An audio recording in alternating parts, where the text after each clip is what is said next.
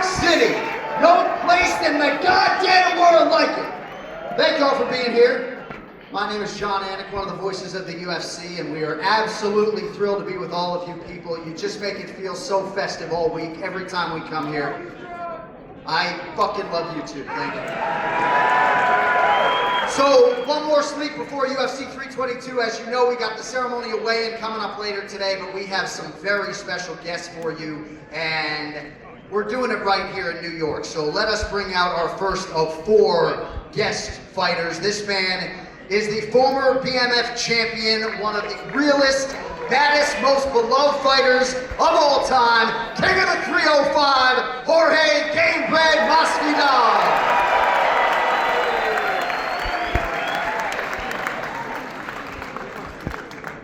What's up, New York? Hola. Nueva York. And we are going to seat right next to him his former American top team teammate, a future UFC Hall of Famer, one of the most decorated lightweights of all time, now a retired man, Dustin the Diamond Poirier.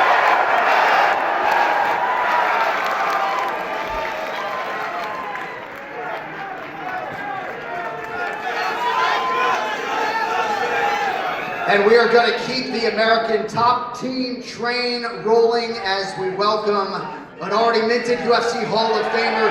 She is forever the strawweight queen. Her reign set the standard upon which all future strawweight reigns will be judged. Please welcome Poland's Joanna Jedrzejczyk.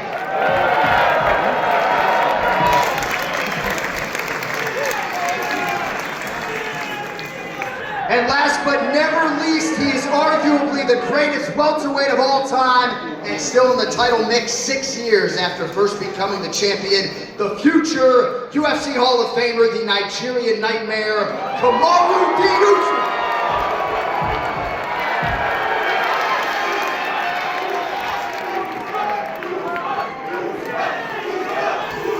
What up, New York?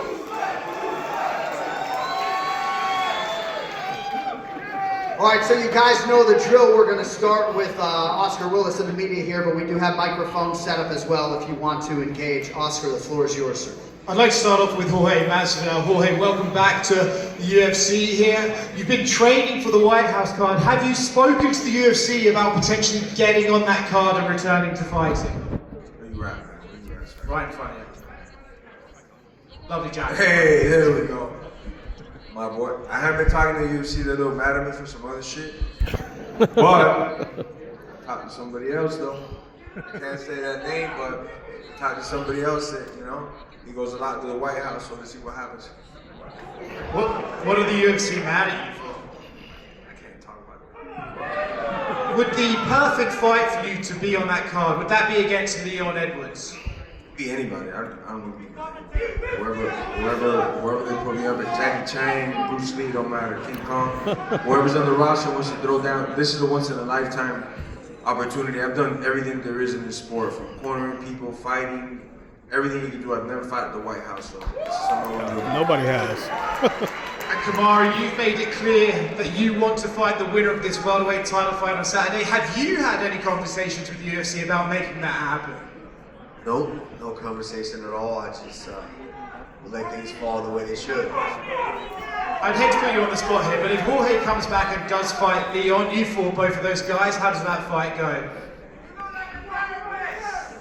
It's a very intriguing fight. I wanted to see it when the 3-piece and the biscuit or soda, as you like to say, when it happened. I wanted to see it. I still want to see the fight. So we'll see how Leon does this week, but I think that's a fantastic comeback fight for Jorge.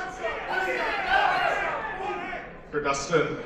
Dustin, I think it's your first time being back in front of the fans in a format like this since you left the Octagon for your retirement fight. How are you enjoying the energy of this again? It's good, man. The fans are great. It's good to be here in the city. Just being around the vibe of fighting is good. And I know when we did the podcast earlier this week, you said you're leaning in the main event towards Islam by decision. We've seen a lot unfold over the past few days, face-offs, interviews and stuff. You've seen or heard anything that changes or alters your viewpoint of this fight? Nah, I'm still going Islam. I mean, I'm not going to be blown away if Jack lands a shot, but I think Islam probably going to win the decision. And then for Joanna, Joanna, you've obviously fought both women in the co-main event here. I know you're very close with Valentina, but give us your, I guess, unbiased breakdown as much as possible of this fight. Hi everyone, I love you too. I'm actually very close to Weili and Valentina. I've been knowing Valentina for years from Muay Thai times, but I don't know, I was really hoping to be the backup for this fight, even without training. But after I checked my weight, I find out that I can be the backup for Malcolm, you know. But honestly, I don't know. What I know that this fight is going to be one of the greatest fights in the history. So yeah, I'm excited for this one. When you fought Valentina in the UFC, you moved up from 115 to 125 and fought for that belt. How difficult is what Weili is trying to do here and going up and immediately fighting for the title? They both are very different, but I can see some similarities, you say? Yeah, but they both are very explosive. They are as good strikers, as good they are on the ground. So you can expect everything. I miss you too, guys. This is a question for everyone. I'll include Jon in this. Of everyone up on stage, who do you think has the biggest problem with Colby Covington? There's only one. If I saw him right now, I'll catch a case. Another one, because he already tried to sue me for brain damage. I had to tell the judge, Another one. more retarded. I'm good with him. I already broke his face, so I'm good with him.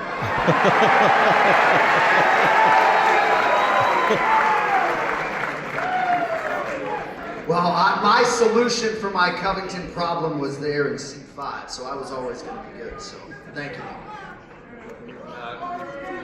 Question for Joanna. In October, we saw your protege, Jedrzejczyk, make his debut against Patrick Nix. I'm just curious what you thought of his performance and his future in the UFC. It wasn't an easy fight for Jacob for his UFC debut, but I'm excited for Jacob and Robert Ruchała. Both of them, they were KSW champions, a big Polish organization, Europe, probably the biggest MMA organization in Europe. So I'm excited for what's next for both of them. And Pachi was not an easy fight. He's former Bellator champion, but we got the win.